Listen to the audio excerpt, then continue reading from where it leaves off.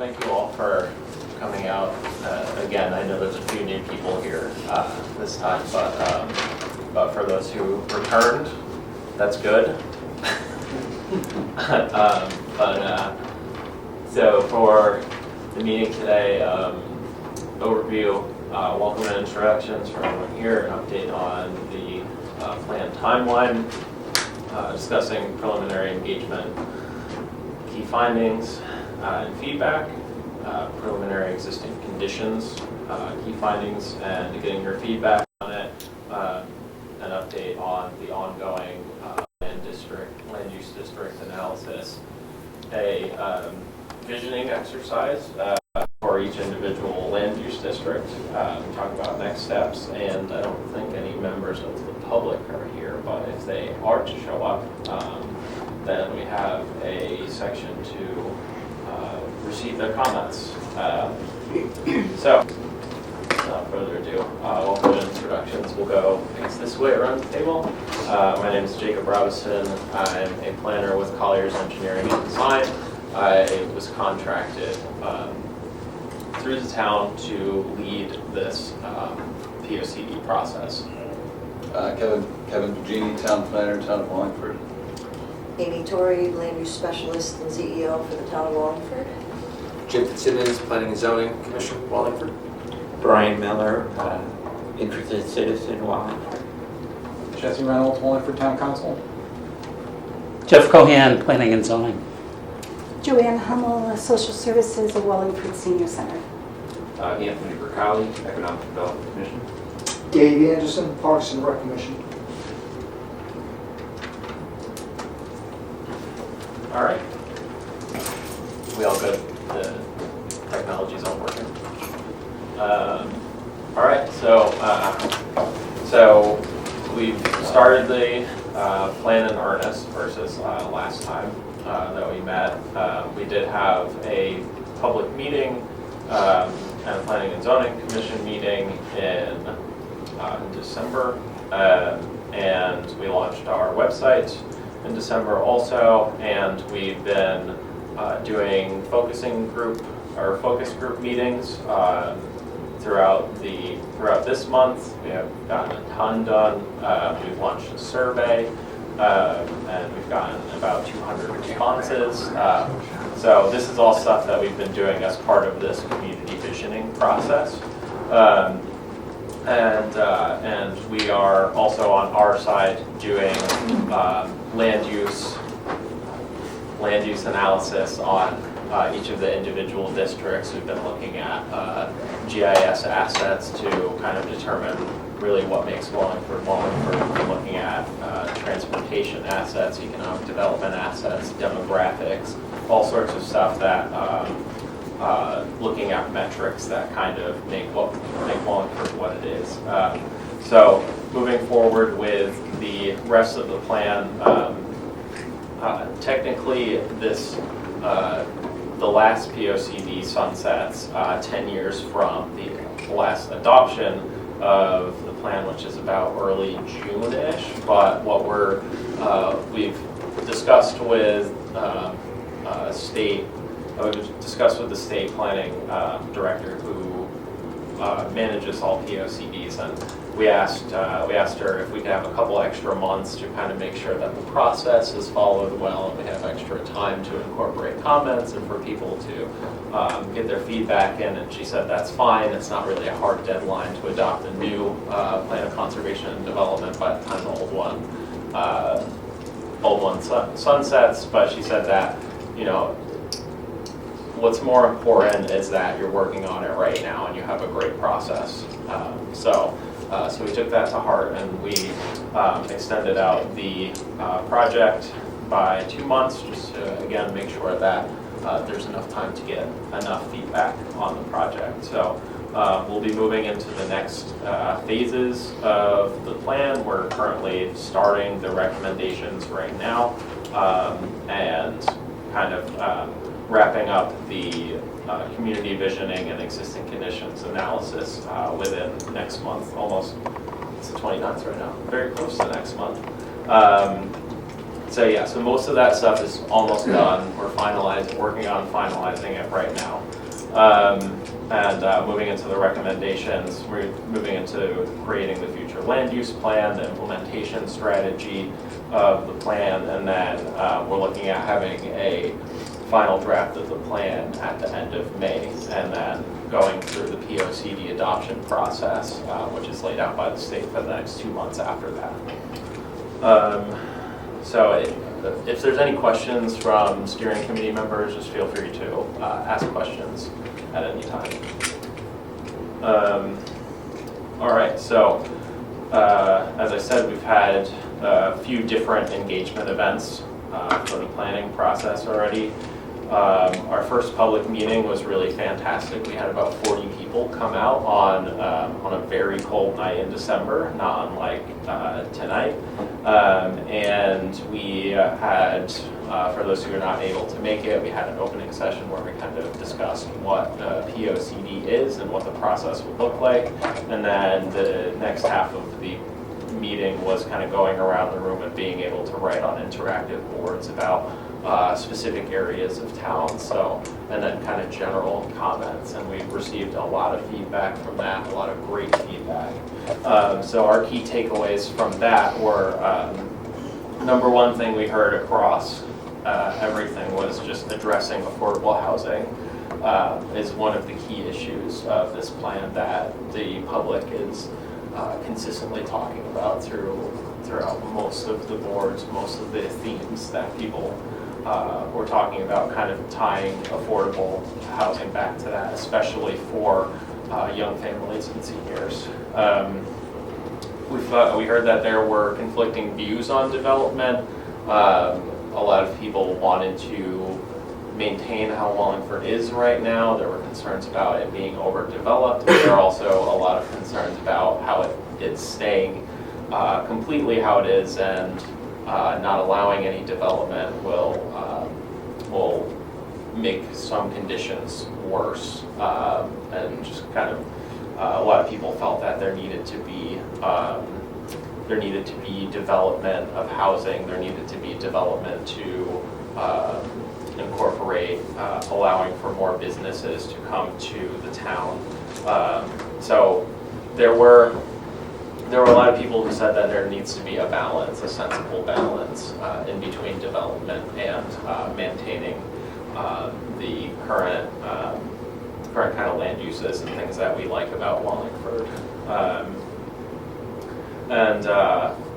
People were asking for a more inviting public realm in town center. A lot of people felt that it was walkable, but there are things within the public spaces in downtown streetscapes that needed to be more inviting about downtown. And that is important in fostering community cohesion. Addressing traffic issues on Route 5 was a big issue, making all of those business and park assets that are around Route 5 and kind of getting up and down north and south through town is what people talked about a bit.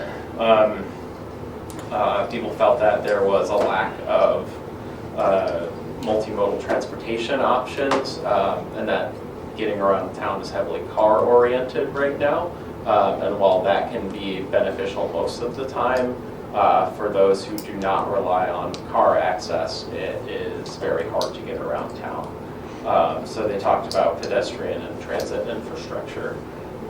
Preservation and maintenance of parks and trails. People love the parks and trails in Wallingford and wanted to make sure that there was a decent amount of preservation and more investment in maintenance of the parks and trails. And lastly, conservation of open space and water resources.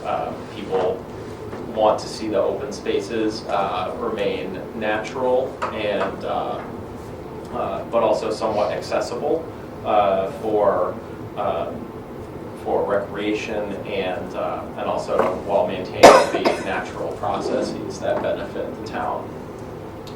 Any questions on takeaways from the first public meeting?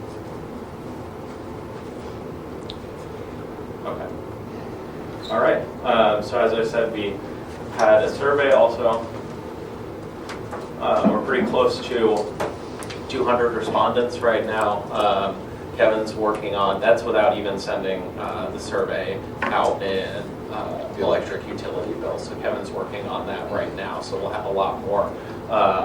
We were just at the senior center yesterday, and I'm gonna be sending you the link for the survey, I swear, to send out to the senior center's community contact list. We distributed the contact list to the Chamber of Commerce, and I believe that Wallingford Works for Housing is also sending out the survey to their contact list. So we're working in sending it out to as many of those established contact lists as possible. How about the YMCA? I mean, they got a ton of people that are members there. Yeah, that'd be great. We'll get a contact for that. Yeah, it's Sean Doherty. He's part of the Wallingford Works for Housing, so I can just contact him and see if he has another listings in that. Yeah, so we'll look at what we're trying to do is get those last groups sent out, have them send the survey out because we're looking to wrap up that survey kind of toward the end of February. So currently, right now, with our 200 responses on it, this is all just preliminary. I mean, with 200 responses, it's not likely going to, the content of the responses is not likely going to change at this point because there's likely a diversity of who is responding within Wallingford, but the majority of respondents are from the eastern and western portions of the town where it's mostly single-family residential, and they're all also mostly homeowners. So what they said is, of the multiple choices that they had, things that they value about Wallingford, not necessarily that these exist right now, but what they value about where they're living, or would potentially like to see. Proximity to goods, services, dining, and entertainment. We heard that there's a lot of amenities of that type in Wallingford that people like being close to. Affordability was a key value, and walking and biking opportunities also a key value. Top 3 priorities of future land uses. Number 1, a lot of people said they wanted to protect natural resources and open space. A lot of people also said, more than half responded that they wanted to see more walkable mixed-use areas like Wallingford Center. So that's a tall ask to establish other places like that within the town, but it's certainly very popular with people. And strengthening residential neighborhoods, say like the residential neighborhoods, how they are, and any sort of quality of life concerns that we can address here would be something that they would like to see. Top 3 development priorities, attract and support local industry is big. More events and entertainment, we heard that not only in the survey, but also throughout a lot of the focus groups. It was kind of a key theme that we heard that people wanted to see. And expanding recreational opportunities was also a big ask. So that's it for like the key themes of the survey. There were other questions, and we're also incorporating that into our feedback, into kind of all of the feedback that we're hearing. So we've also been having focus groups, mostly online with stakeholders that represent these various themes, but we've also done pop-ups. We did a pop-up at the senior center yesterday, as I mentioned. That was really great, going out and talking to the seniors at the center, a really great facility. And upcoming, we'll be going out to one of the high schools and talking to the classes there, and also popping up at the what is the social services organization called? It's on February 11th. I can tell you. The Spanish community in Wallingford, I think. Potentially. I think that's. But we are meeting with an existing organization right now, and we're going to their meeting on February 11th. And then we're also meeting with the mayor and multiple department heads to talk about public facilities and municipal services.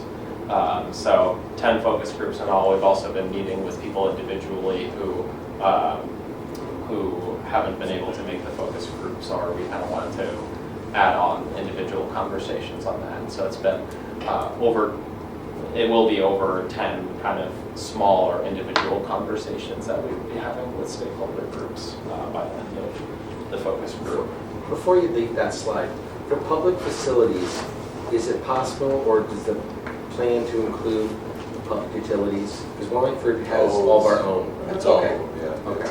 It's, So water and sewer and electric will be represented? yeah, and Parks and Rec, Public Works, Engineering, and I think maybe one more of those. But yeah, it was essentially all involved in public facilities or upgrades of public facilities. So kind of a lot of the cross-cutting themes that we heard across the different themes of focus groups. These are some of the things that we heard separately from people who not in the same focus groups, but they brought this up in their individual focus groups. So better cooperation between businesses needed. People wanted to see kind of more of the Chamber of Commerce taking a lead and kind of offering businesses, but they also wanted to see businesses more willing to work together with each other and also with the Chamber of Commerce. And also kind of, we heard in the technology focus group that that kind of an incubator and an education pipeline would be helpful for them. So that sort of cooperation, kind of promotion of the Wallingford business ecosystem as a whole would be very helpful. So also along with that, coordinated promotion of cultural and historic assets. The focus group members felt that there were a lot of historic assets and a historic kind of organization around that. That was a bit siloed, but could benefit if there was kind of more of a united push for promoting Wallingford as a cultural and historic center.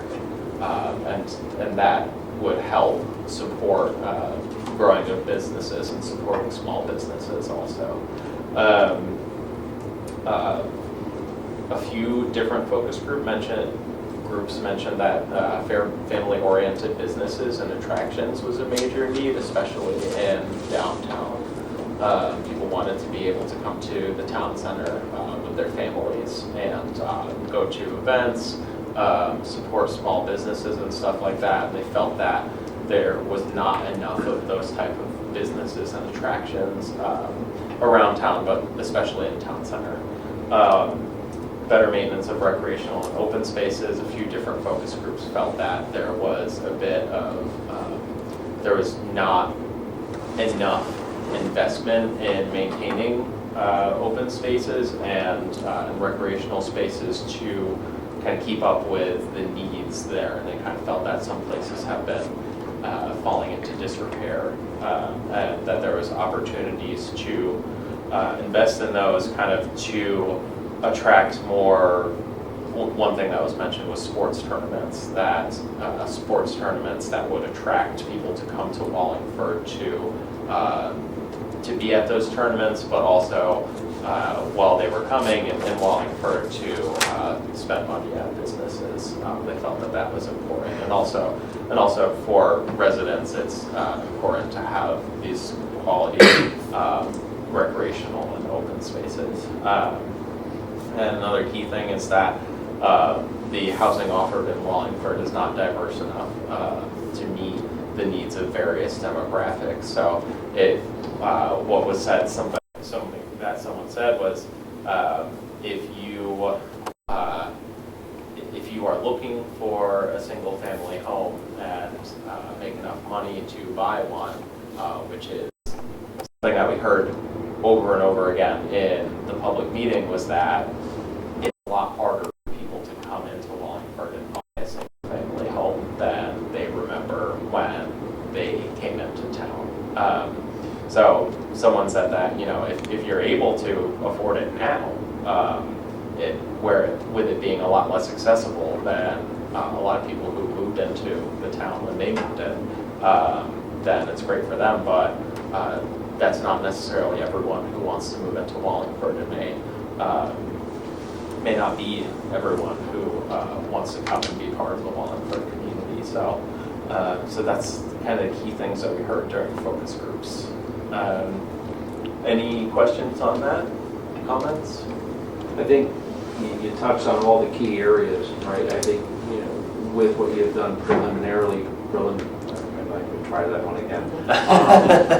So just to ensure you have the voice of the community, do you have a number of touch points you want to have with the community to make it statistically significant that you've, really heard the voice of Wallingford? Yeah, I mean, part of that, the 40 people coming out to a public meeting is fantastic turnout. That's great. One of the big things is that when we were organizing people to come out to the focus groups, we kind of leaned heavily on those existing organizations and that represented large groups of people. So those sorts of people that we connected with in the focus groups had heard from a lot of people and sharing from us what they heard within their networks. Also, Kevin's working at sending out the survey through utility bills. So a lot of 23,000 flyers. So so that's almost most houses. Yes. Most residences. What do you hope to get back? Oh, I mean, I don't even know. We haven't ever sent out that many flyers for our surveys before. I mean, I think probably the highest amount of responses we've ever gotten to a survey that we've done for a POCD was 600 maybe. And that was through also various promotion. I mean, 200 is not anything to cough at. So, I mean, I think that with the public meetings that we have, that we've had and we will be having, and the survey and working with focus groups, and we're also going to be going out in February and popping up at existing events such as the farmers market. The Parks and Rec facility has karate and sports and things on Saturday mornings. We're going to go there and we're going to be talking to people also. So, I think that is all of these ways that we're meeting people and hearing our feedback from them. It's a pretty good diversity of ways to meet people. Obviously, it's impossible for me to talk to everyone who lives in Wallingford, though I would love to do that. But it is, we are investing a lot of time and have been investing a lot of time in talking to people and making sure that, no one who wants to reach out to us and talk to us is left unheard, so. And I've also been sending the feedback that he's been receiving from the public to the department heads so they can align, what they have already budgeted for, or what they're doing for the next fiscal year, if it aligns with what the public is saying should be done. So it seems like it has aligned pretty well. There might be some outstanding issues that we may put in the POCD, but I think it was interesting for them to see, how the public views, what's going on. So. Right. All right, so kind of taking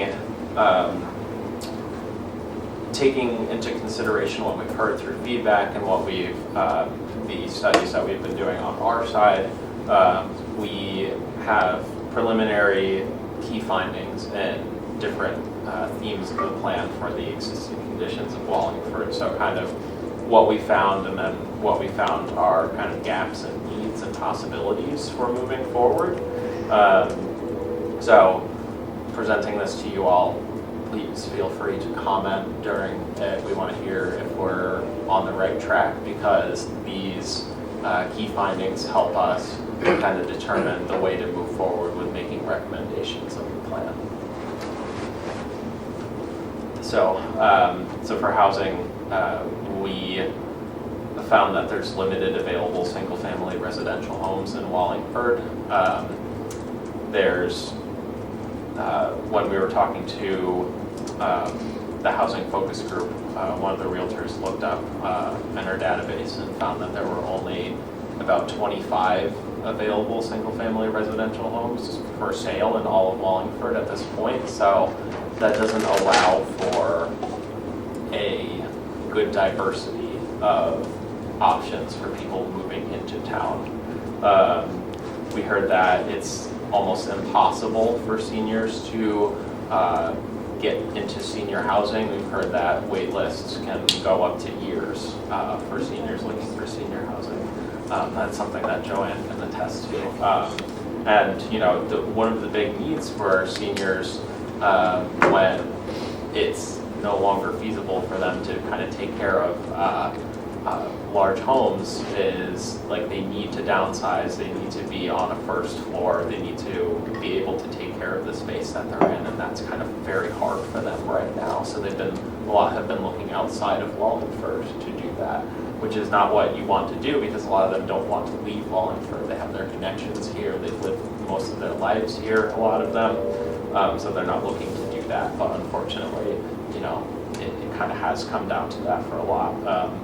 Limited availability of starter homes, that kind of comes back to there being limited single-family residential homes available, and kind of that bracket of affordability that a young family who is kind of still relatively new to their in their career tracks and is not making that much money, that they'd be able to afford potentially one of the homes in this picture here. I can't tell you what street that's from, but it is from Wallingford. But yeah, so that is hard. We found that educational resources are needed to help dispel fear of housing development. So kind of bringing experts in when there's public hearings on housing development, and kind of maybe potentially holding new public hearings. Kevin just mentioned that the Council of Governments had just recently talked with several municipalities about providing resources for that sort of thing. So that would be very helpful in Wallingford to kind of give a more tangible, realistic, you know, this is what to expect with new developments coming into town. They're not as scary as they may seem.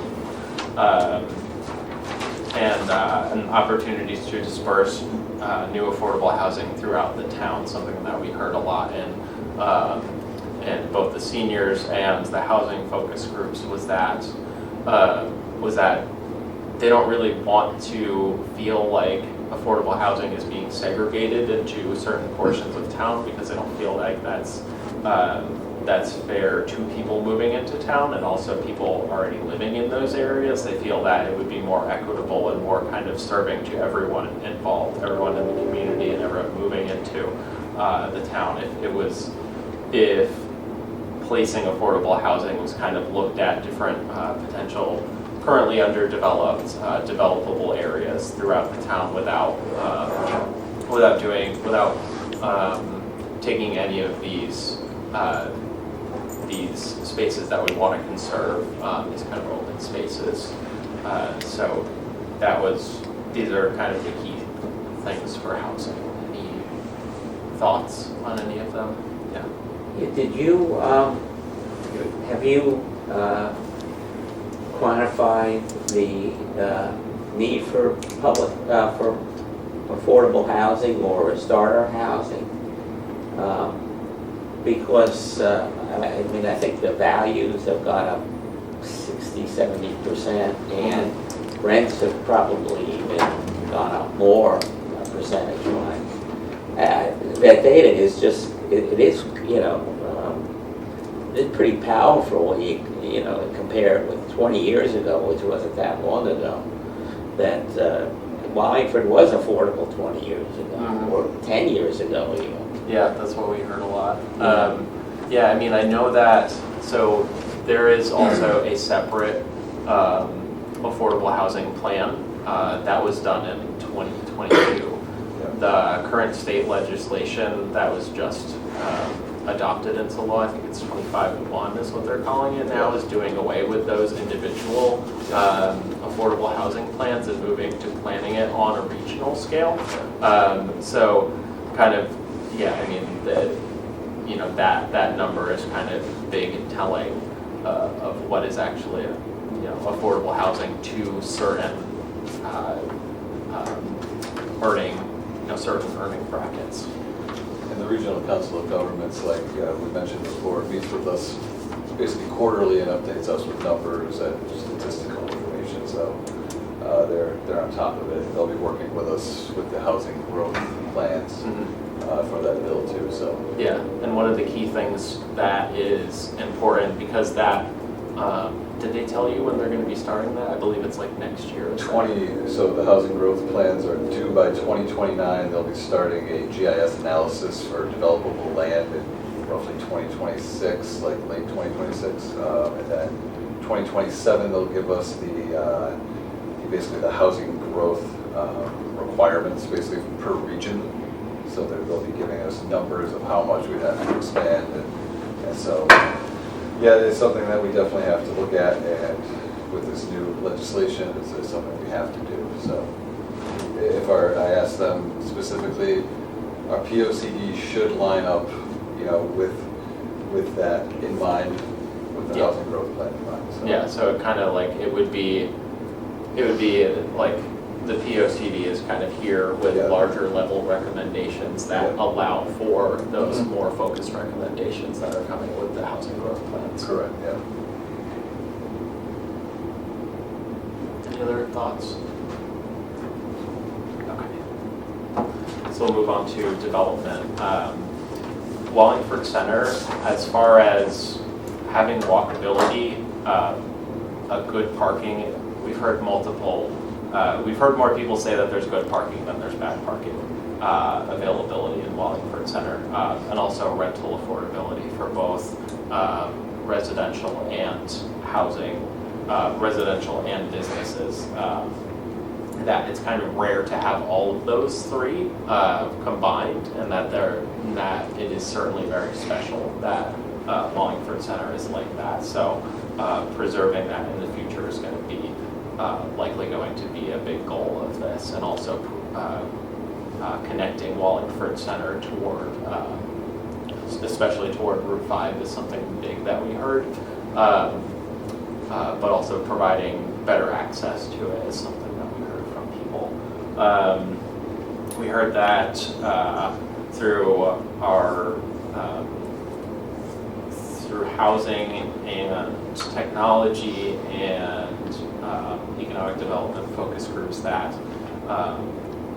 lower paid workers may have trouble finding housing in Wallingford, so hiring those income workers may be hard because they may not be able to find housing that's nearby. There's something that we mentioned before, there's unfilled demand for family-friendly offerings, things that both kind of the events that happen in town center that attract families and also support small businesses who can do pop-ups and sell their items at these events, and also kind of give that those family-friendly offerings. We've been talking a bit about being able to pop up at events where a lot of people show up, and we're kind of grasping at straws, seems like a little bit. The only real big celebration is Celebrate Wallingford, and that only happens once per year. Correct. And everything else is kind of just seems smallish, or specific to different groups. So having more businesses that cater to family-friendly offerings, like we heard a Dave & Buster's would be great to have something like that that would attract families. We heard that seasonal events would be very exciting. So so those sorts of things for family-friendly offerings. Opportunities for better collaboration and promotion of businesses. That will be really important for helping to support new businesses and kind of more success for businesses that kind of are having trouble getting established in Wallingford, and being able to support small businesses because they have a lot more needs than those chain and big box stores that are also important and also in Wallingford, but those small businesses kind of allow people to create careers of their own and own their own businesses and own a piece of Wallingford. That sort of support is very important for them. Conservation and promotion of cultural assets. They're one of the last witches that stood trial in New England was in Wallingford, and our historical organizations felt that that would be a good selling point for attracting people to come to Wallingford during October. Also, there's the Trail of Terror in Wallingford, so promoting those sorts of things as like big gathering times to attract more people to come and spend money in Wallingford would be really helpful. And last, but one of the things that we heard in almost every time we reached out to people is that they love the town-generated electricity, as that it really helps out with quality of life. It makes a lot of things more affordable. We heard that businesses would, they'd have to move their budgets around if they didn't have the affordable electricity that the town provided. So it is one of the greatest selling points for attracting investment into Wallingford. Any thoughts? Am I covering it all at least? Okay. Transportation. There's really good transportation routes north and south in Wallingford. There's the train, there's Route 5, there's the highways. There is not that accessibility and efficiency moving east and west through the town. The only major east-west route is 68 in the north of the town. That's kind of the fastest way to get east and west, but that is all the way on the northern end of the town. And if you try to get anywhere on an east-west axis throughout the rest of the town, there's not. And we also have 7 at-grade crossings, so anytime train goes through, it would be great to have more train service, but it also stymies traffic because of the amount of at-grade crossings we have. So Yeah. that's another point that engineering brought up. Yeah, so generally those sorts of travel routes are needed. Train services aren't regular enough to meet the needs of commuters. They, I think on weekdays, the train comes in one of the closest times to normal 9 to 5 works. It comes into Wallingford at like 9:10, I believe, which doesn't really make sense if you're commuting to Wallingford. Combining with that, the bus services are mostly focused around the center of town, also are mostly on the north-south axis, but they don't reach a lot of the larger residential developments and job centers around the community. So even if you do commute via train into Wallingford, if you can't take the bus, it's almost impossible to find a ride share from the train station to where you're going. There's not that many available, so if you try to take the train to Wallingford to commute, it's very hard. And there's somewhat poor connectivity from the train station to downtown. Yes, So that was another big thing. People wanted to be able to connect more easily from downtown up and down the hill to Route 5 and to the train station. It's something that's important. And we get a lot of comments on that too, so. Also downtown is walkable. Very important thing about it, really great pedestrian infrastructure, good sidewalk network, but outside of downtown in the neighborhoods, there is some sidewalk infrastructure, but it's not complete. It's not a network that you'd be able to walk to most places that you're going within neighborhoods outside of downtown. Yeah, I've been speaking with engineering as well, and they would like to see as part of the POCD some sort of like full-on sidewalk study done throughout the town to look at connectivity, conditions, things of that nature. So they'll be adding that in as a recommendation, I'm thinking. And I think also we've gotten comments from Connecticut Main Street that we work with that we can be more dog-friendly for our downtown too. So that was another big recommendation from them. Along with the walkable, the people who are in wheelchairs, who are independent using a wheelchair and would like to get around town, it's very difficult just to get from one point to another, crossovers. Yeah, Very difficult. Crossovers, changes of grade, changes of I mean, even if there's not sidewalk and the surface is flat, it still may be hard to go on that surface, whatever it happens to be. It may be flat, but not that flat. Right. And if you're in a wheelchair, you're getting jerked around a lot. There's also a, and this is, I know this is kind of more of a state issue, but it is in our town.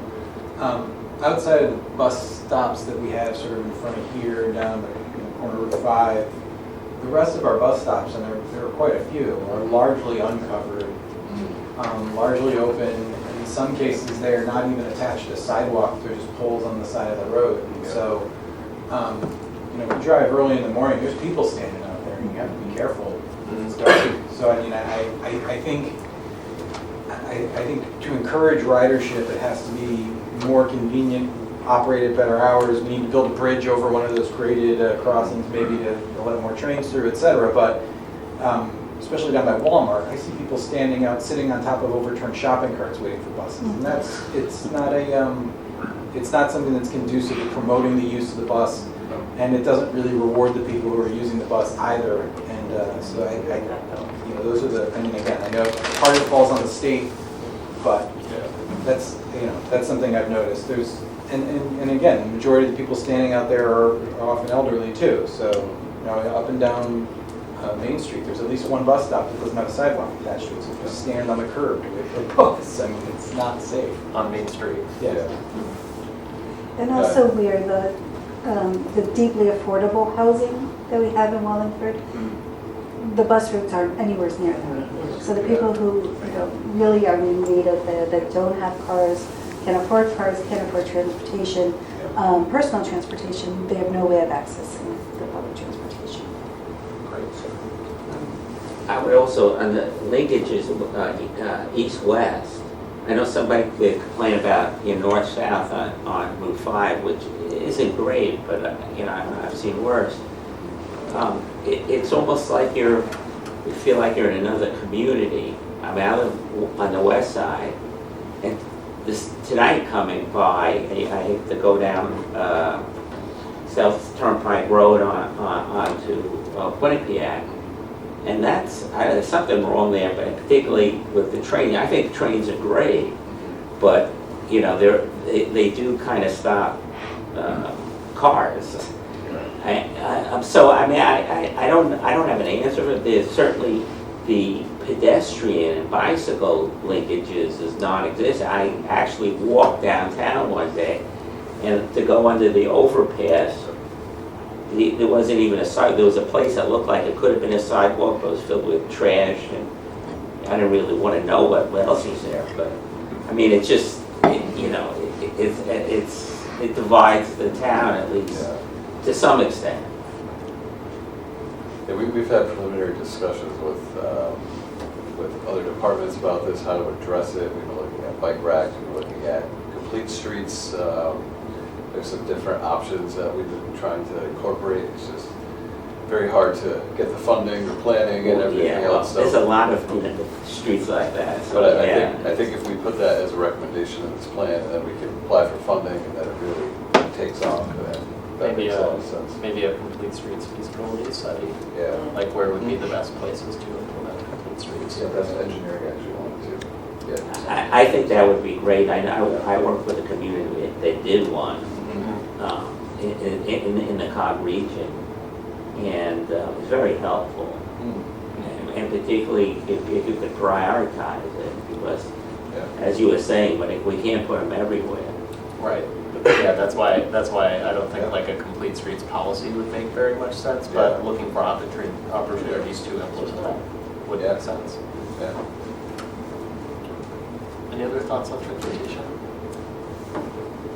All right. So services and resources, again, utility rates, very important. Those need to be preserved and maintained.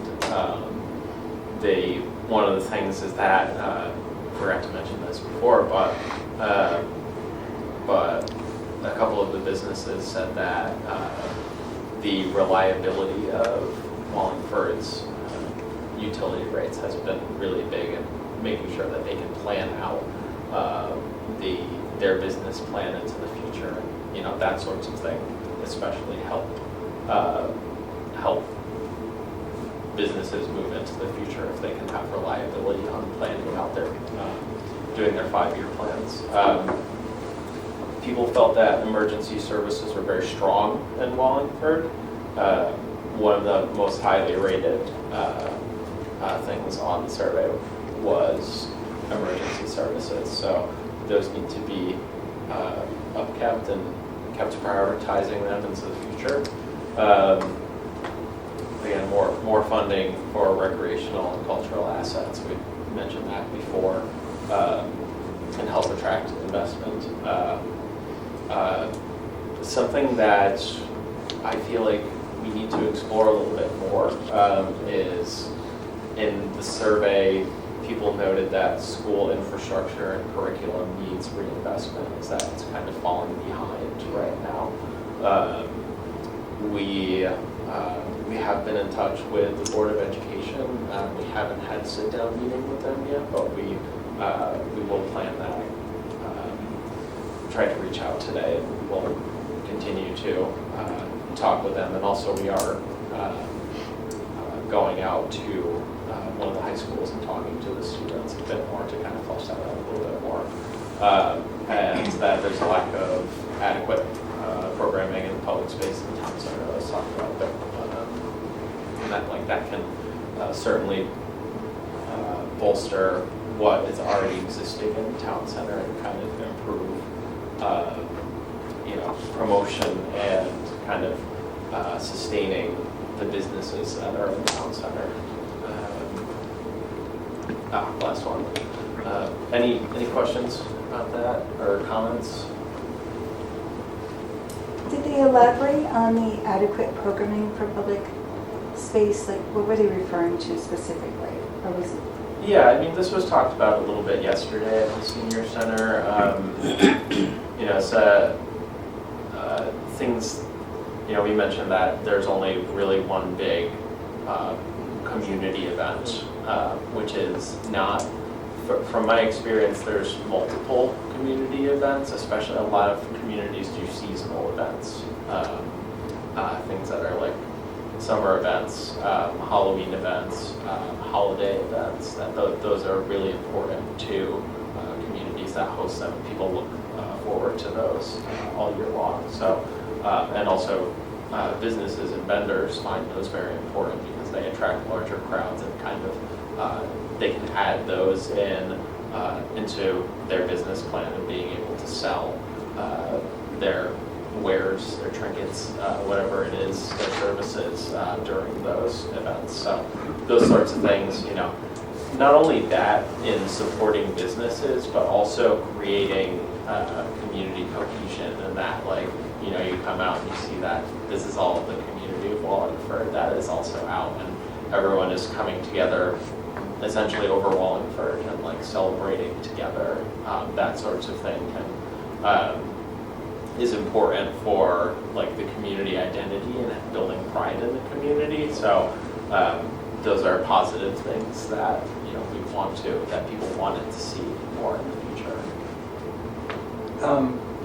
Now, it's just I'm wondering if part of it is the promotion of or the information about, because we do I'm not trying to like defend the town in any way, but like there's a holiday event, there's a Halloween event, there's a summer concert series, there's Celebrate Wallingford, which is an entire weekend. So if people feel like there needs to be more or seasonal type stuff, I would hope that we could try to draw them out more to what we already do, because we already do quite a bit. And again, I'm not trying to like defend the town or say they're wrong, but I work in research too, and sometimes the perception of reality is often based on what you see, usually all the time, right? So they're not seeing this stuff. So how do we, they may show up and be like, why are the streets closed? Oh, it's Twilight Tunes. Or why, why can't I get up Center Street? Oh, Celebrate Wallingford. But how do we, this is the thing as a public servant, I struggle with is a consistent way of getting this information out to people that everyone goes to.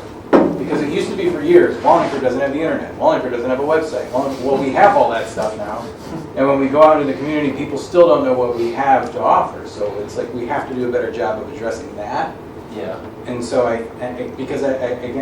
know a lot of people put in a lot of hard work and put on a lot of great events, but if people don't know that they exist, then that's on us. But, It is why I asked the question, because I enjoy all of those activities. So I'm like, what are they missing? But I really do believe it's when we shift to, like I remember my generation, they had the newspaper. Everybody looked at the newspaper every morning. You found out what was happening in your town. You knew what the events were. It was in black and white. Now everything's electronic. The people that I serve, which is all of Wallingford over 60, very few want to have any desire to learn the computer. Many of them can't afford using the computer or don't have the computer. So I think there's a definite shift where our advertisement is all online. And you know it through social media, you always know what's happening, but it's all through those resources. And when you don't have that resources, you literally have nothing. So, where can we change that to help that mass community? Because it is, I know everybody wants to, and we're doing a great job helping to educate our retired community to be able to understand and have computers. But still, there's a lot of people who have their heels to the ground saying, no, I don't want to, I'm not going to do it. And but still need the socialization and need to be able to be out in the community and miss it greatly. I think from my perception too, like people don't know a centralized place to go and find the events. Exactly. Like there are businesses that don't even know WCI exists and they're downtown businesses. And that's just people calling my office and asking me. So I think having something like Visit Wallingford or a centralized website for tourism could be something that would be helpful. But Yeah, I mean, something that you mentioned is, Wallingford was a little bit behind the curve in getting online. Building an online presence takes a very long time too. And if you're a little bit behind the curve on it, then you're still probably building that online presence. I know something that I noticed about Wallingford in general is, there have been improvements lately with getting all services online, not just communications, but getting, I took a look, I downloaded a couple of applications for planning and zoning, and there, a lot of communities are actually moving toward online submissions for those, where you don't have to print out the form. We're actually doing that. It's online in the next 2 months, I think. Finally. Great, that's good to hear. A But yeah, you know, and then you have to promote that, Correct, yeah. that people can actually do that now. And this is gonna help, this is gonna have a multiplying effect because more people are gonna be coming to the town website. And once you get them in there, you have pop-ups and things like that. That Yeah. will help get the word out. But, you know, a formalized marketing campaign of how to promote the town in general. EDC looks to attract businesses, but just to market to the people of the town so they know what's going on. I mean, that really is, that would be helpful. All our events too are, you mentioned them, I thought the same thing. We do it, but they're not connected to the businesses. They're not connected to beyond the town center. Yeah, and That's the connectivity that's missing. And we have probably a half to a dozen Facebook pages that people maintain themselves that put out information Yeah. about all kinds of things, and it overlaps, and sometimes it's not accurate. And so, right, there's no single source of truth. And so, and to your point too, I mean, part of the issue we have as a town is that we're aging disproportionately. And we're getting older, and we need to bring young people in, but we have a disproportionate number of older people who don't use technology. Right. Yeah. So investing in it to attract people is a great idea, but we're also isolating people. So I think that's part of what we have to try to figure out. It's like case in point, like the Record Journal doesn't come every day. So my father subscribes to the New Haven Register, so there'll be a paper at the end of his driveway every day. He'll read about somewhere else just so he can read a paper every day, because the Wallingford paper comes in the mail in the afternoon, and it doesn't come on Sundays. I mean, it's just like all of these things that people relied on for years and years as touch points and things that are gone. Yeah. So how do we address that? I think there's other answers to this. I mean, you've got that Wallingford magazine that comes out. Town of Wallingford could advertise in that, put a quarterly schedule. I think that comes out quarterly or whatever. Wallingford Adult Education puts out a publication. You can advertise in that. You're sending out 23,000 surveys in the electric bill. Put the calendar in there. You know, it's just a little, initiative to, figure some of these basically, frankly, simple things out. So there are other, methodologies to Government do this. television. Government television. Government TV. That's a good idea. Camera talk. But, I get it about the computers, but Great. All right. Jumping into the last theme, environmental considerations. There are sensitive ecosystems and watersheds that must be conserved within Wallingford, and that's going to be very important moving into the future. And conservation doesn't necessarily just leaving them alone and forgetting about them. It means also, thinking about them and maintaining them as needed. There are a certain amount of old mill sites in town that may require remediation and assessment and some investment to be able to reuse. Again, need for increased maintenance of open spaces to preserve that public access because, especially if they're sensitive open spaces and there is public access to them, that lack of maintaining them will eventually degrade the quality of those, and that's the last thing that you want to do, the sensitive open spaces. There is demand for more trail access, more promotion within preservation space. So kind of like being able to communicate that these places are open for recreational uses, but also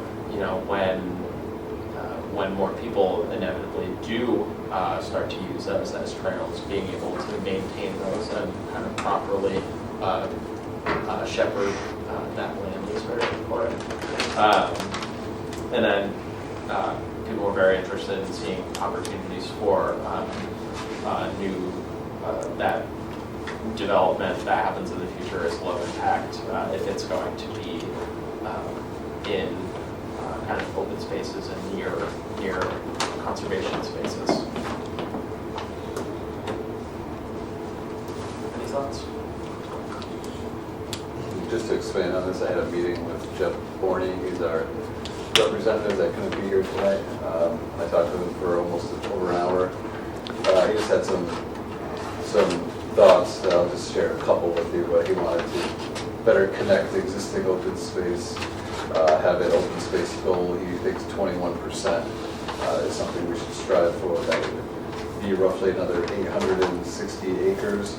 We currently have around, according to his calculations, 4,500 acres of open space throughout town. He'd like to see a more centralized trail maintenance group. Right now, our trail maintenance and open space maintenance is sort of all over the place a bit. And then, yeah, I think he wanted to reinstate the biannual meetings with the Water Division, the Mayor's Office, Conservation Commission members, just to discuss how to tackle different open space issues. And he wants to have a better inventory of open space and a better outline of potential open space. So those were kind of his key points. But.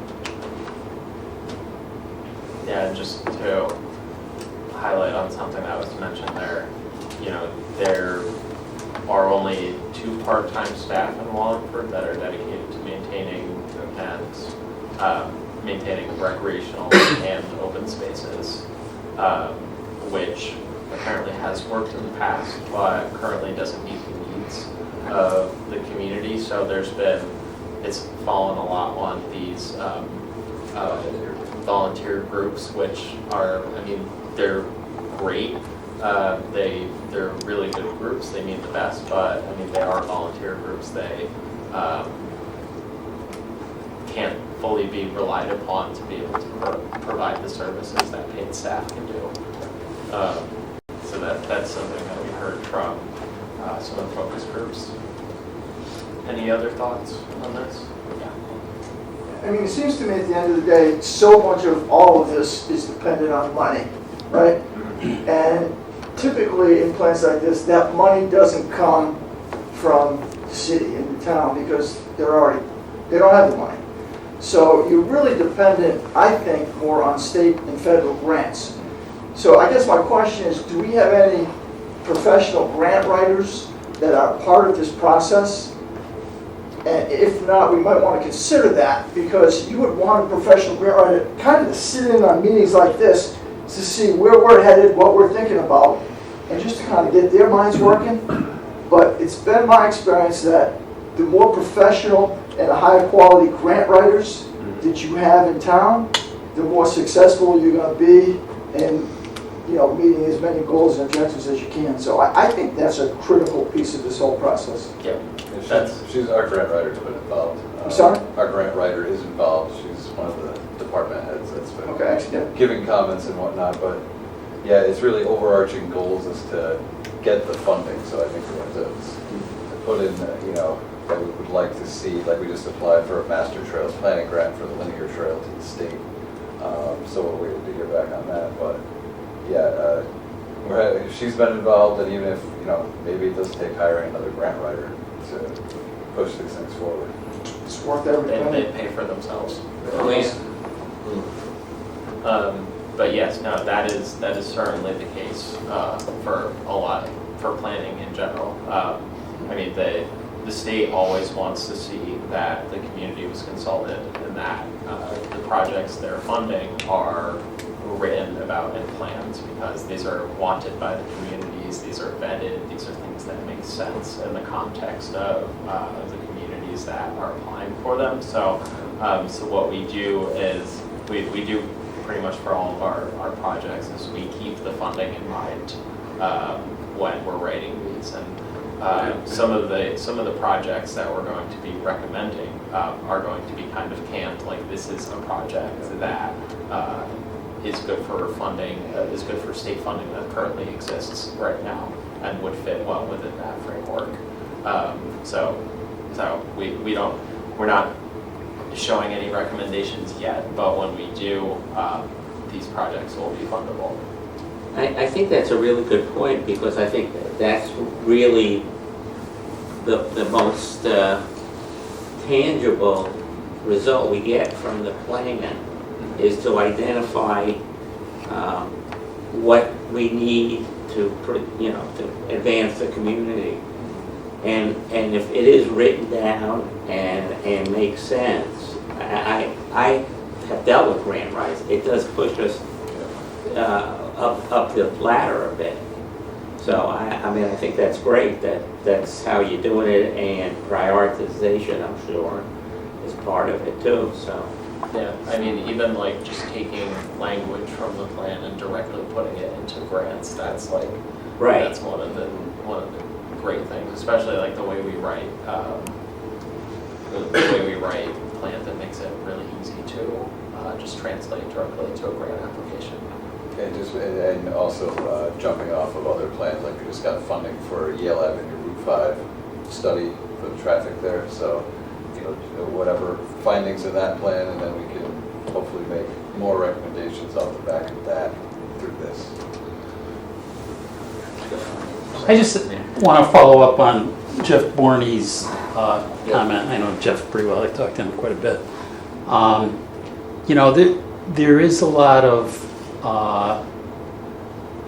I'll call it open space, but we've got a lot of reservoir property which the public does not have access to.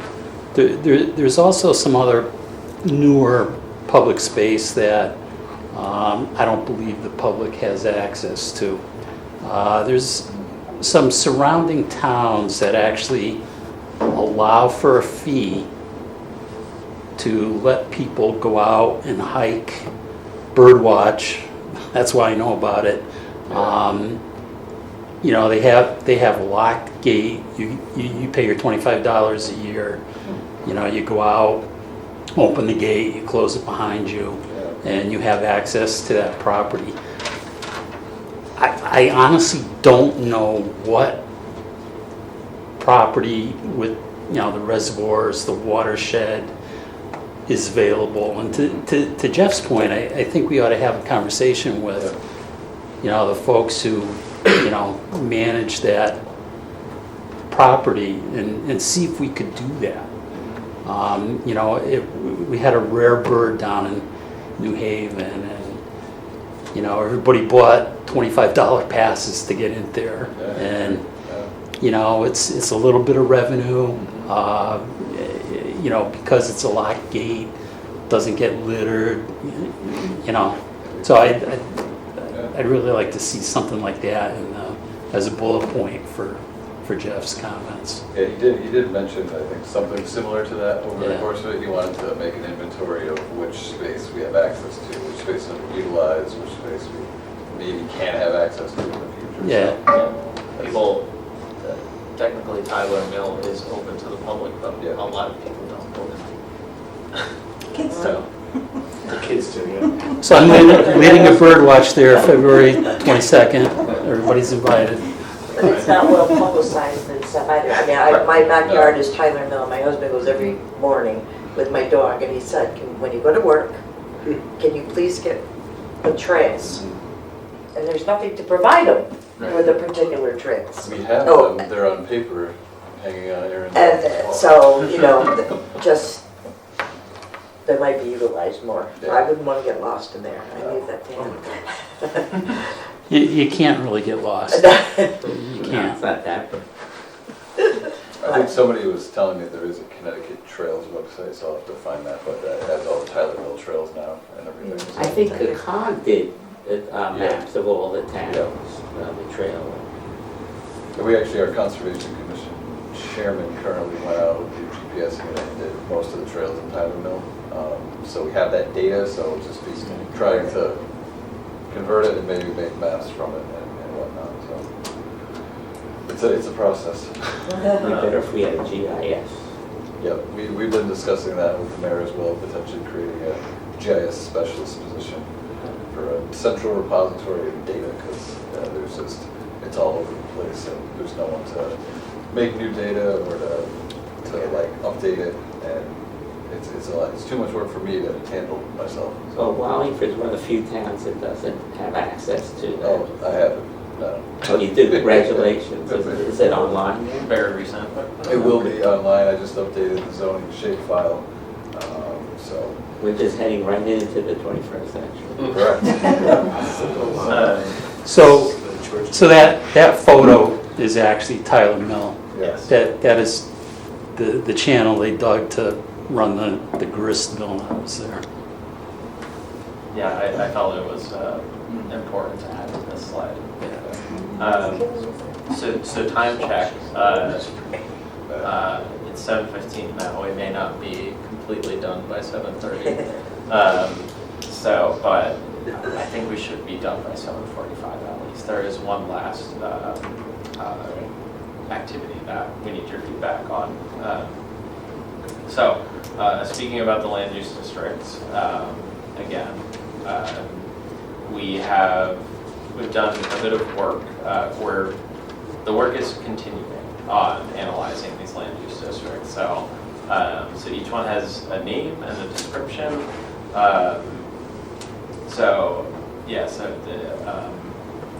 They're all around town.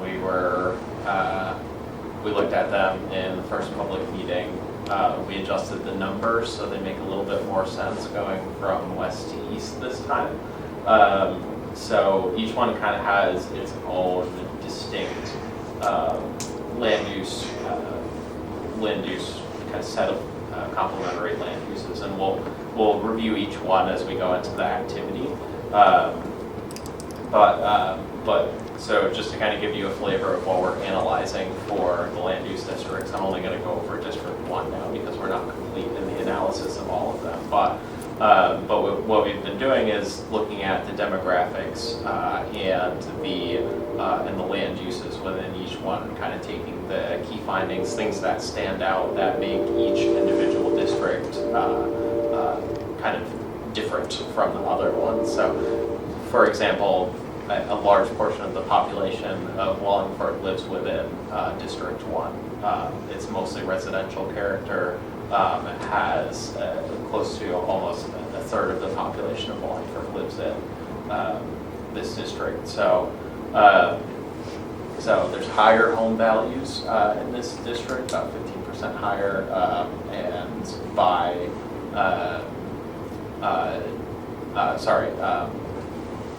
so household income is about $17,000, also higher. Obviously, land use in number one is highly residential, but there's also a lot of recreation and open space that is within District 1. So that may be something that is slightly overlooked. And also certainly the airport being on the northern end of District 1 has a really big impact on the other land uses that are not the airport. So those sorts of things are looked at. We're continuing work on those. Don't have them all to present to you right now, but we will be wrapping this up soon. So we are doing this for the rest of them, but just to kind of let you all know what we're doing on the district level. But looking forward, that is kind of the existing analysis of what they are, but similar to how we have that the analysis of the different themes with the key findings, that is leading into making recommendations in those key themes. And what we're going to be doing is kind of making future land use recommendations within the different districts in town. And what I want to do is kind of get your all takes on what are the major issues within the different parts, the different parts of town. So we'll be going through each of the 7 districts and kind of getting your thoughts on what are the most important future land use issues in this district and what things we should kind of form our recommendations around from your all perspective. So feel free to jump in if you need any more context. Just happy to provide more information.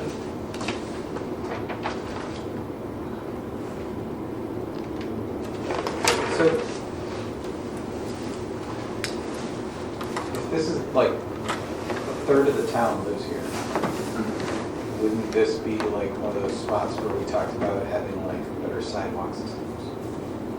I mean, does that fall under what you're I'm just trying, like, Um, because I know, Brian, you had once mentioned getting from Cook Hill to South Turnpike. You mentioned it earlier, I know. Yeah.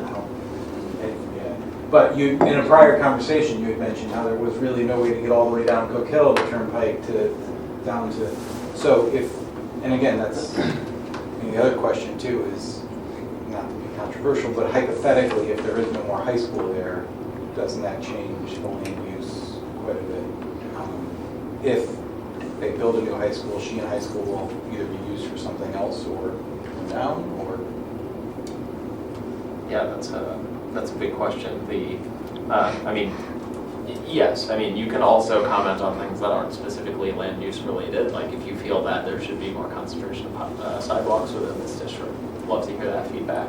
But also the reuse of the high school site is a big land use decision to be made in the future. I mean, the majority of that development was built, and then they had to build a high school. So they built a third of the houses in town, and then they were like, well, we need a high school. That's basically what happened. Like, if you look at when all the bridges were built and everything else, they built this massive neighborhood, and then they realized all those kids had to go all the way to Lyman Hall. There's also a lack of many commercial services in that area. I lived right up Cook Hill Road, and there was a little supermarket there for years. Yeah. And given the fact that I can never think of, I always forget things that to buy, it was a wonderful thing to have, and it went out of business. But that whole area is I mean, it had some commercial uses, it doesn't really. It's sort of the industrial uses are kind of sketchy there anyway. So, I mean, some sort of commercial development there. And somebody was going to do some sort of restaurant down south, which was a bad place for it, but there are places further north that may be appropriate. Well, I mean, they might have been building, might have been interested in putting the restaurant there because of the Oakdale Theater, it's close to it. Well, it was because the land was available too. I mean, but there are, I mean, there's a vacant land just across the street from Oakdale. So, I mean, that there is that draw there, and there's a restaurant near there that I guess does well. But Oakdale, how many shows do they have a year? 7, 8? It doesn't. No, They have a lot. They have a lot. They left it out for corporate events too. Yeah, the corporate events I know, but I judge it by the amount of traffic on there. But it's an important resource for the community, and that whole area can kind of people take advantage of To it. go off of what you're saying too, I 100% agree that area has such conflict between, it was historically once more commercialized and then it got more residential, and now sort of commercial wants to make a comeback, but now a lot of those areas are in the flood zones. So it's very tough to develop or redevelop them without substantial filling. So that area to me, I think, is the trickiest area of town. Is it the flood zone just on the west side of South Turnpike It Road? also goes a bit up the creeks as well. It Yeah, expands. yeah, I know it does that too a little bit. Yeah. Like what that empty piece you're talking about across from the Oakdale, that's fully flood zoned. Oh, that wasn't Venice that. section Yeah. of Wallingford. But there's an apartment house built right near there. That was in but prior to, the Okay. But if you look, the lower left dot is, I believe it says Blue Hills Orchard, right? So there's an area where you want to preserve the orchard, but every area north of that is highly residential. I mean, the largest land use in this zone is, I think, a combination of the Farms Country Club, Gaylord, and Masonic. Yeah. And then probably then you get the high school, and I call it the school complex, because Highland connects to Sheehan connects to Moran. And, in addition to the consolidation of the high school, being a member of the church here in town, there's going to be a future consolidation of the churches. So, if Sheehan goes and Our Lady of Fatima goes, what happens to those lands? We only own the Sheehan piece, the church owns Our Lady of Fatima. So, I mean, I could see residential there. And again, because you have good highway access on that side. The state improved 15 tremendously over there. But unfortunately, the flood zone is what stops so much things happening over there. Well, I'm up a hill. Yeah, You know, you're so I on don't the worry good side. about it. Yeah. When you're on the merit of the range, just take a look over. Yeah. So you can see ducks. Yeah, but like recently, we've just worked out Yalesville updates, so, you know, I think we're okay with that as it stands.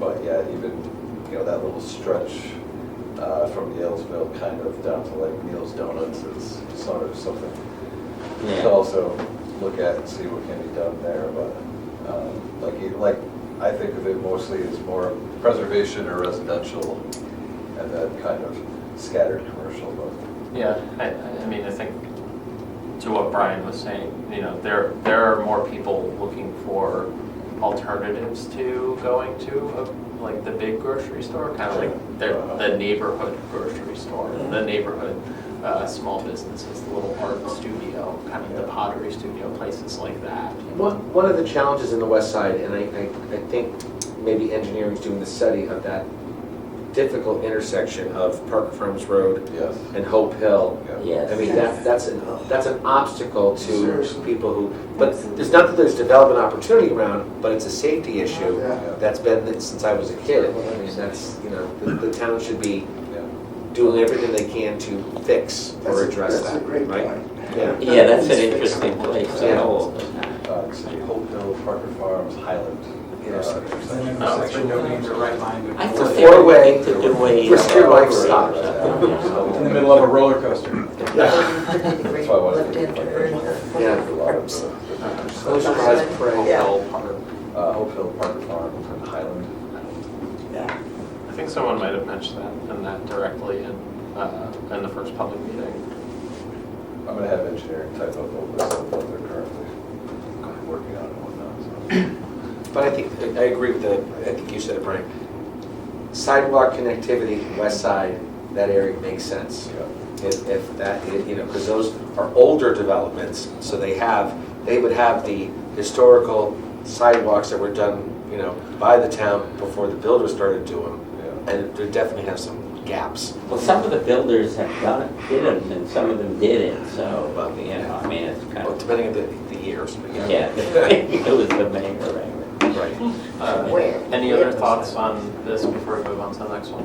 Yeah, so, you know, I think the visioning for each of the districts is a really good idea. I think that will play right into a lot of planning and zoning regulation changes, text amendments, things like that. But I really want to ask this question. And it's maybe a little off topic right now, but I want to ask you before the meeting ends. You know, I've worked on the last two POCDs. And quite honestly, if you look at, and I'm sure you've looked at the last POCD and, you know, seen what's in there and all the recommendations. Quite frankly, you know, you could take last year's, the last decade, the last POCD, copy a lot of it into this one, because not a lot has changed. Some things have changed, but, you know, not drastically, in my opinion. So my question is, how is this one going to be different? What I would like to see is, you know, prioritization of, you know, a couple major issues we have in town. I mean, because town can't do everything that's listed there. There's got to be a responsible party for, you know, researching, implementing, whatever the suggestion is. And I think there also needs to be a column that says, what are the roadblocks? What are the hindrances to implementing this? Like Route 5, you know, building a bus stop. You know, the state has a lot to do with that. You know, we only have 25 single-family houses. Well, you know, what specific item will get us more single-family houses. I mean, there's got to be specific, recommendations on a lot of the kind of generic bullet items that, we want to address. So I'm hoping this one can have a lot more specifics into how we get it done. I think we know what needs to be done, but how do we do it? And that's really what, I'm looking for as far as, this document. I think we had that implementation committee, which, when we initiated that, I thought that was a great idea, but, they were supposed to meet quarterly, and then it got pushed off. We need something to identify the parties responsible and, have a project plan, timelines for moving the 2 or 3 priorities forward. So that's my editorial comment, but I think the land use stuff is great and certainly will help us. Yeah, I mean. So I don't need an answer right now, but it's just something, to think about. That's exactly how we framed it. We just want to be able to hit the whole town. We felt the last one sort of missed a lot of areas that were important, but obviously we can't do everything, but there's going to be higher priorities and lower priorities. But I've answered this question very similarly a lot of times. People have found that the POCs that came out in the 2010s are a bit too vague and don't have those specific recommendations. They have kind of like the large scale, like this is, we want to see more housing in Wallingford, and they may expand a little bit upon that, but not like very specifically like how do you get there.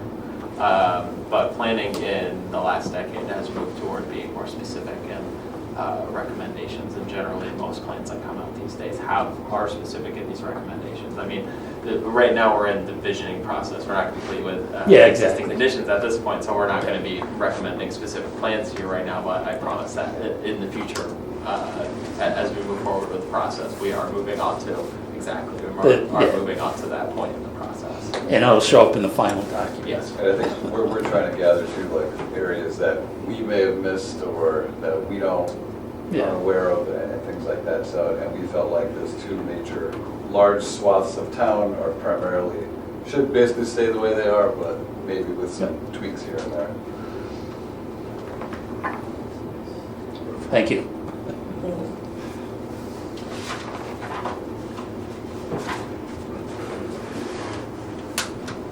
It doesn't include all of Route 5. Some of it is considered to be part of District 3. Yeah.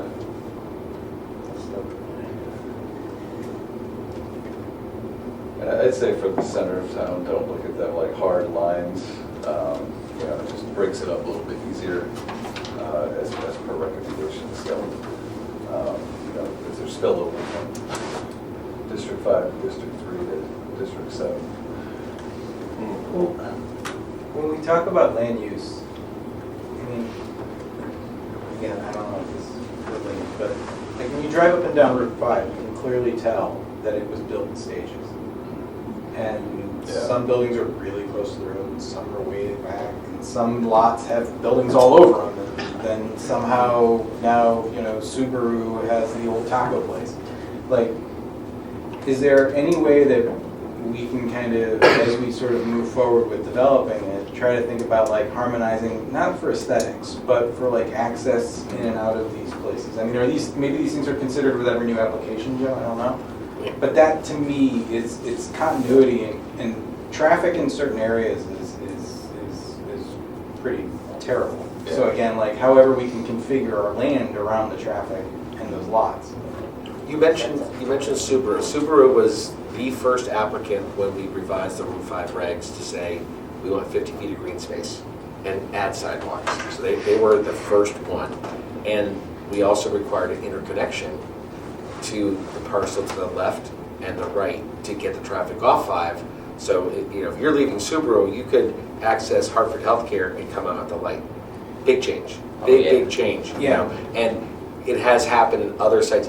as you know, it's as things come in, we have a new reg, which makes it, you know, so even things like when Seven Brew came in, you know, we talked about interconnection there to the car wash, which is connected to Starbucks. I mean, getting that traffic off Yeah, Route 5 and maximizing the existing traffic light makes sense, you know, Yeah. but it is a process, no question. A long You process. know, it's long, yeah, because it's only when each site becomes open. What I was gonna say at Route 5 is, and I was waiting, I thought you were gonna say it. So Route 5 in Wallingford, that's it. But when you go down to Route 5 in North Haven, what do you see? Residential. You see large apartment buildings. That's, I think, our future, and certainly the southern portion of Route 5, you know, I don't know if it would quite be the Quimpiac people who are right in the North Haven line, but it's working in North Haven, and they put up a lot of apartments, you know? They yeah. really, then they popped up real quickly. yeah, But and- there's a big development over there. Right, I mean, so I see that, you know, potentially, because right now we don't allow it on that lower portion of Route 5, because we were saving it, if you will, for commercial, but if the need is more residential, open it up and see what happens, potentially. And to the point of there being retail and then there being sort of mid to lower wage jobs, then if you put affordable housing, I mean, like proximity to covered bus station, you know. Yeah, you know, like, I mean, yeah, no, I agree, yeah, no. Because Yeah. our Route 5 is very different from North Haven's Route Mhm. 5, and frankly, Meriden as well. So when you look at it, you're thinking, all of a sudden, you're like, oh, I'm seeing apartments, newer apartments Yeah, in North Haven. I mean, and they're, what, four or five stories? yeah, We don't have that. We technically do allow it now. Yeah. A lot of the issues are related to the train track and widening of the road and other issues. Right. And that Yale Ave Route 5 study, I think, will Oh, yeah. hopefully help a ton. To me, that's the biggest bottleneck, I think, along Route 5, so. Well, hurry up, Kevin, because I live over there. I take that every day. That's a really interesting layout they have there. I'd love to see an access road, but that's just my dream. If you found that, you know, that commercial that you've been saving land for on the Yeah. southern portion of Route 5, I mean, there's no reason to get rid of all of that commercial land, but more allowing those residential uses to pop up may support more of that commercial, may support more commercial that has been currently underutilized. Well, the new housing bill requires that you permit, is it up to 6, I forget the number, on a property zone commercial. Yeah, yeah, we allow it now. It's just Yeah. a matter of somebody coming in and actually developing it. There's a lot of open parking space, like where the theater is. Yeah. I mean, that's a huge parcel. The old bowling alley. Yeah. But I think upper Route 5 will only allow second floor by special permit, so maybe that's something we can look at. Well, I think you're gonna have to change it a little bit. Yeah. I think your comment's applicable to every district. You know, the lead-off bullet point was housing, and what a problem it is. So as you look at each of the districts, how can land use be considered to, you know, help fill that need? Yeah, I mean, it is, I'm glad to hear you say that, because that's gonna require a lot of support to be able to do that. It's the biggest problem the town has. It's also, like those buildings in North Haven, and Milford has been pretty aggressive on it. They really do pretty well for the ratables. They generate a lot of money, and they don't have that many school kids in a lot of those apartments either, so. All right. Any thoughts before we move on to the next one? We have 7 to get through. It is 7:38. Excellent. I didn't hear an alarm go off. No, I'll give you 7 more minutes. South Colony's Southern Gateway.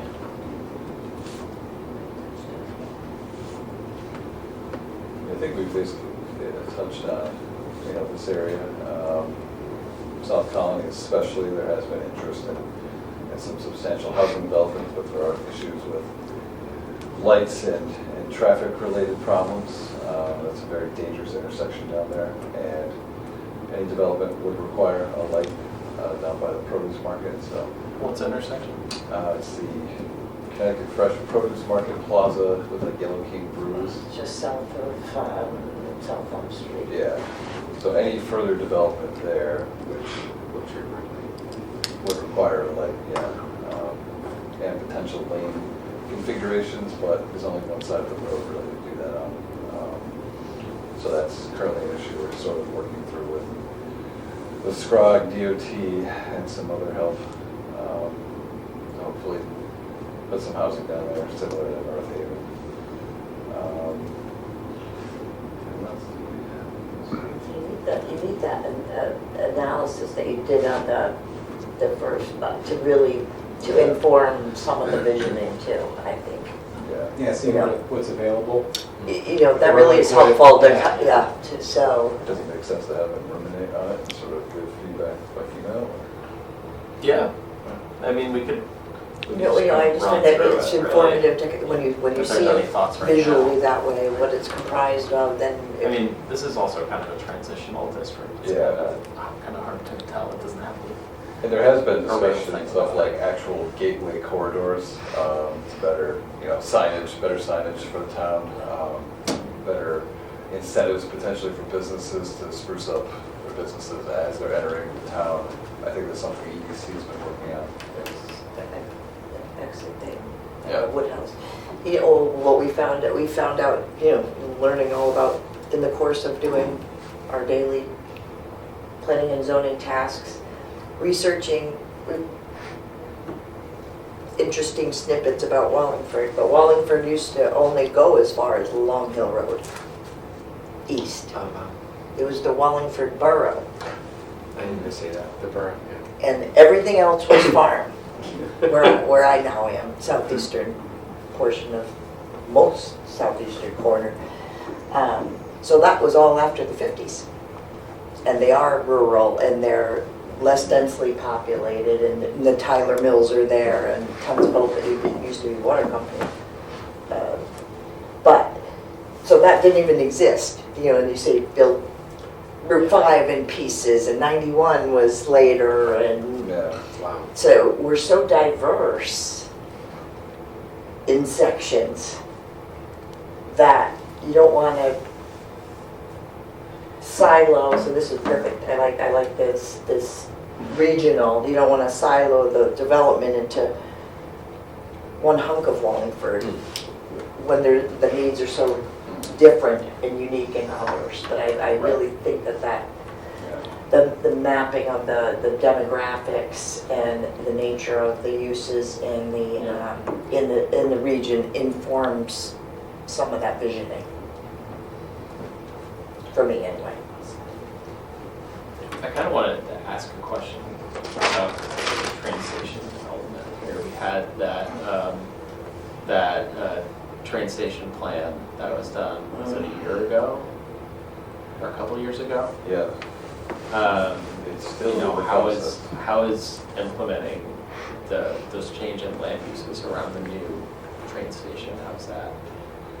Is that working? We've incorporated most of the recommendations, I'd say. It's just a matter of getting landowners to sell their very small parcels. And they want more money than developers are willing to pay in a lot of cases. So the regulations are in place, I believe, for development. We've had developers tell us that. It's just the fact of purchasing the land.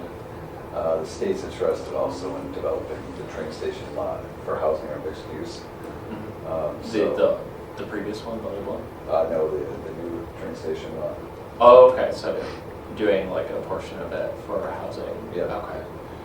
And so, yeah, that'll lead to better connectivity to downtown, hopefully, as they make improvements there. Engineering's been looking at pedestrian improvements from the train station to downtown. So I think most of these recommendations will hopefully be in this document that they'll be laid out. But we've also been working with Connecticut Main Street for downtown area. We also are part of CMDA now, the Connecticut Municipal Development Authority, so that'll hopefully help us with funding for certain projects for development, so, yeah, I think we have been pretty proactive in that sense. It's just, I think land prices are too high for development to occur at this point, from what we've been getting feedback from, so. The old train station, they applied for, if you're referring to the old train station, they applied for a grant to refurb it and they didn't get it. And they're reapplying, resubmitting the grant to refurb the old train station with the hope of turning that into something. Yeah. They had an RFP out, nobody responded, so they tried. The parking lot behind it was probably the largest developable parcel, and we turned it into a giant parking lot, so. There's plenty of parking. That's another thing, I wonder what the interest would be, like we've had developers ask about developing the Brothers Lot, is that something that people would support? Well, I think people have come, I've heard people talking about doing that, because that's kind of an obvious thing. I'm pretty sure it's the only parcel down there that's big enough to qualify for the abatements too.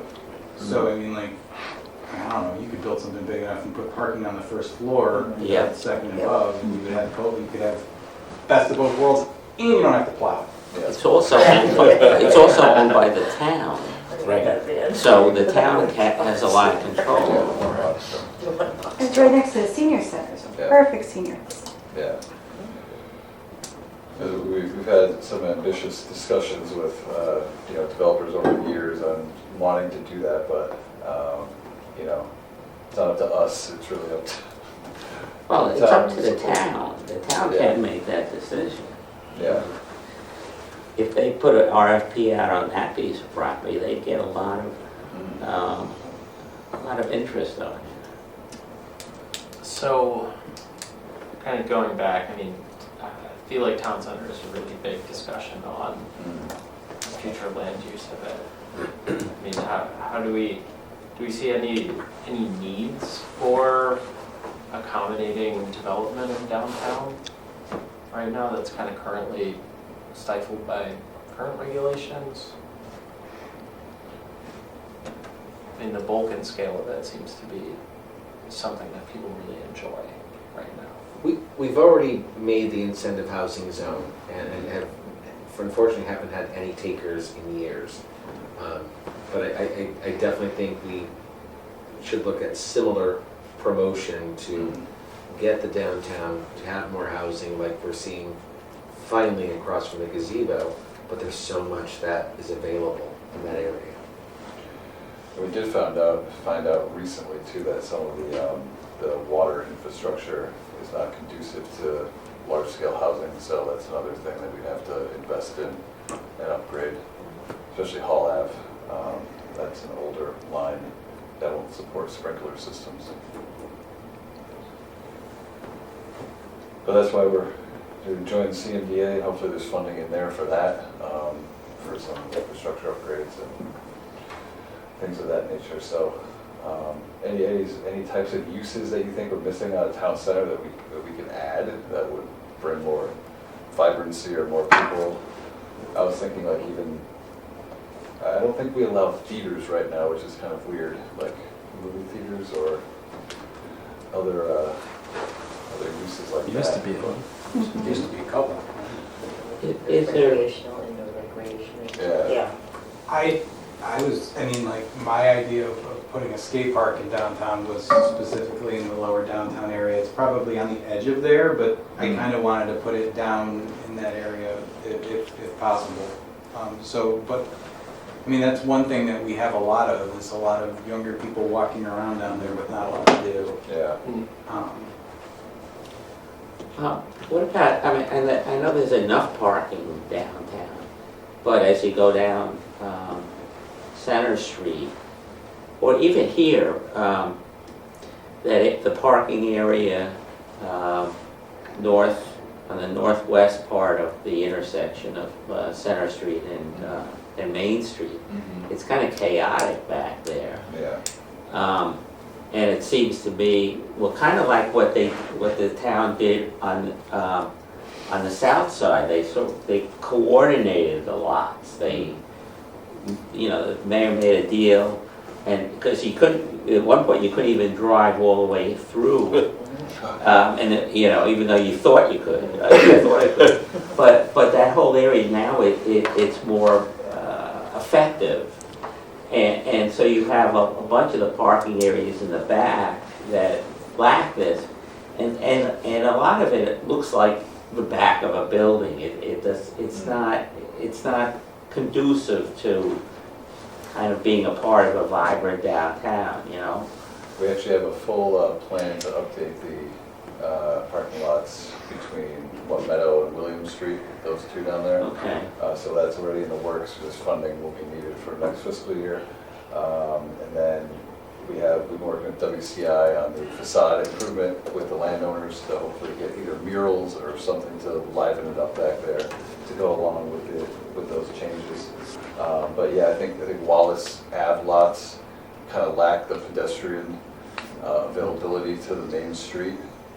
So that could be something to look at as well. And I think the mayor has spoken about potentially opening up Simpson Court to be more sort of walkable, sort of more pedestrian oriented, so people can walk from the Wallace Ave lots and visit the businesses. So those are things that have been in discussion. It's just a matter of funding and planning potentially. So if that's something that your committee would think that would be beneficial, then I think your feedback on that would be helpful.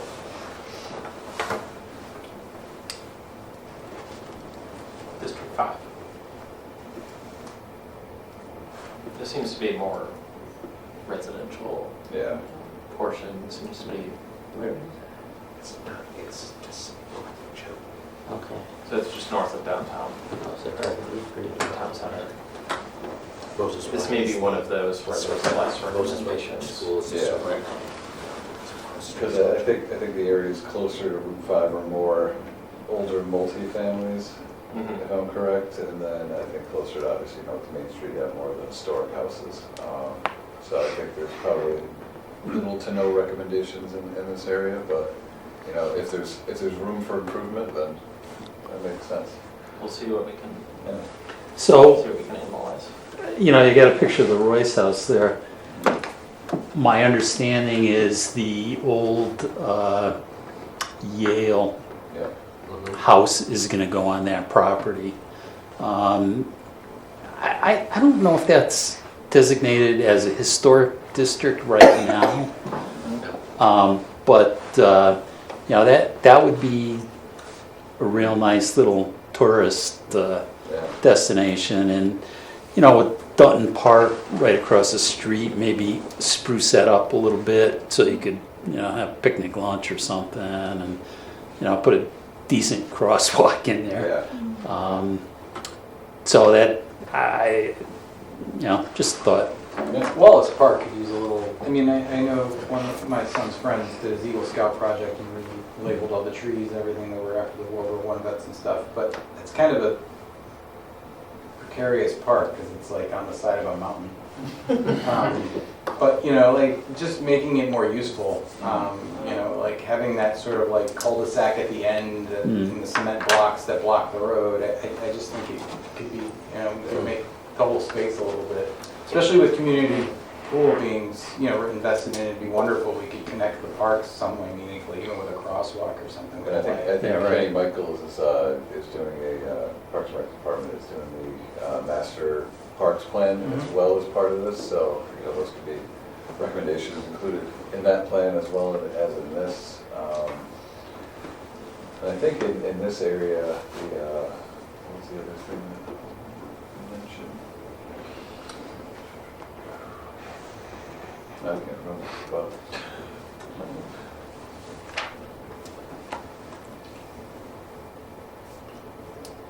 This is the formerly not Wallingford. Yeah. Yeah, this is primarily the watershed.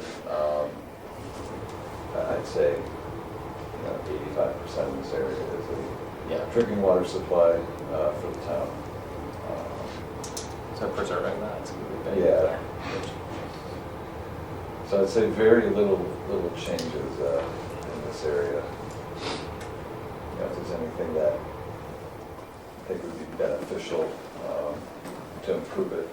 You know, maybe better access to the open space, things of that nature as well. Good. And then last, the industrial gateway. We heard quite a lot of feedback on Yeah. people were unhappy about the industrial in this area. This is primarily like the IXWI district, you know, 5 Research Parkway, Northrop Road, campus at Green Hills, the hotels, the vacant farmland sort of off of North Farms, and Barnes Industrial Park. That's basically the entirety of the area. All sort of similar land uses with a mix of kind of old farm roads and It kind of seems like a lot of the industrial uses here are warehouses yes, versus good manufacturing as well. versus more manufacturing. Yeah, I don't know the exact numbers, but Similar to what you said, Highway. Jim, there's a lot of vacant buildings in there. Why can't we turn those into housing? Mm-hmm. I mean, especially closer down to Route 5, you know, there's no reason why we could, you know, I mean, again, if you're talking about manufacturing jobs and people living near where they work, I mean, like, we could try to, like, you know, shift the paradigm back to the way things when they worked and made sense, instead of like, I'll get in my car and drive an hour and a half to work. You know, why can't we take some of, I mean, we struggle to find occupants for those buildings. yeah. And we even incentivized signing long-term leases and things like that in the last council session. So why wouldn't we allow some of that to be turned into housing, especially affordable housing? Residential. Wallingford Works for Housing hears that a lot. Every time we have community discussions, that's one of the things that people want. Yeah, they always question, like, why are we, that's perfect space for We've also apartments. been hearing like the need for like a mixed-use development, either on 5 Research or like campus at Green Hills, to allow some, you know, maybe some minor retail, so people can get off the highway, utilize that retail with the hotels, and then have housing in the same area without disallowing the industrial uses per se, but with like integrating that, so it works kind of cohesively. Are you saying that this could be a part of that more walkable spaces Yeah, that are yeah. not, that are like town Yeah. center that people love to Yeah. talok about? There's no place to get lunch There's no place for to the get workers. lunch. You can't, Yeah, you have to drive over. Yeah. What we were talking about one time is what's going on in Cheshire. Yeah. And I went to that place, I mean, that's interesting. Yeah, I mean, it's 300 units, there's a lot going on there. Yeah. It seems to me that area of Wallingford is very similar. Yeah. And they don't have a lot of neighbors, even where the, There's quite a few, I'd say more centered around, like North Farms Road, High Hill, probably like Green Road, Negus area. yeah, I mean, But no, I think something like sort of lower impact, mixed use could work. A portion of it is in the watershed, but I think that, especially the farmland and the IX was obviously a hot topic at one point too, about Barnes Industrial, so I think even a comprehensive study on this area could be warranted at some point. Because I think there's like a lot of conflicting land uses. And it's sort of a transitional area, so. But it's also, Kevin, it's also a gateway town, Yes. because of the 91 Yeah. dual access north-south, it needs Yeah, a better approach. yeah. but it's you know, also 100%. away from a lot of the Sure. rest of the town too. Yeah. It's pretty, remote from, the south side. connectivity to services or, Yeah, then you can't get a sandwich. For someone who travels for business and stays at a Hilton Garden Inn, I'm used to walking to a restaurant, Right. you know. You'd have a right long across- walk from there, But that's, wouldn't you? but that's what we need, we Well, we probably need do. to allow. All up and down in Massachusetts, Yeah. wherever you get off in those, especially in those Yeah. sweet areas, there's always like a Chipotle and a this Yeah. and Yeah. that, even, or mom and pop shops, whatever. And so since no one raised it, we can't have gas out there because of the watershed. yeah. But you can have everything else, but that's, you need, but it's like, why can't you put a gas station there? It's a watershed issue, but it definitely would be ripe for some Yeah. restaurant, limited retail in that area to support people who are at the 3-4 hotels, you know? Yeah. So I totally agree. I think this is one of the priority districts we need to study, take a really close look at. And I don't know why I looked at campus at Green Hill the other day, but that got sold at auction. And it's going to close, I think, next month. And the developer, I read, is going to develop the rest of that property. Kevin, I don't know if you've heard anything what they want to do. A But little bit, they haven't disclosed fully, but yeah, I think they would like to develop at least a portion of that potentially with housing, or they wanted ideas sort of as Housing, the okay. direction, but Yeah. potentially like a smaller manufacturer, I think. Yep. I don't know, they don't have specifics yet, but they should be coming in relatively soon with something. Yeah. So yeah, this is, Yeah. top priority, I think. All right. So we're done. Exactly at 8 o'clock. So just wrapping up next steps. We're conducting those final couple of focus groups that we mentioned. As I mentioned, putting throwing pop-up feedback events. We're going to the Planning and Zoning Commission and meeting with this committee again in March. And then the next public meeting is May, where we'll be presenting some preliminary recommendations to the community and hearing their feedback on that. And with plan development, finalizing the existing conditions analysis, needs and opportunities analysis, and start the recommendations as we talked about. So thank you all for coming. This is really great and Thank you. really great feedback, really great discussion.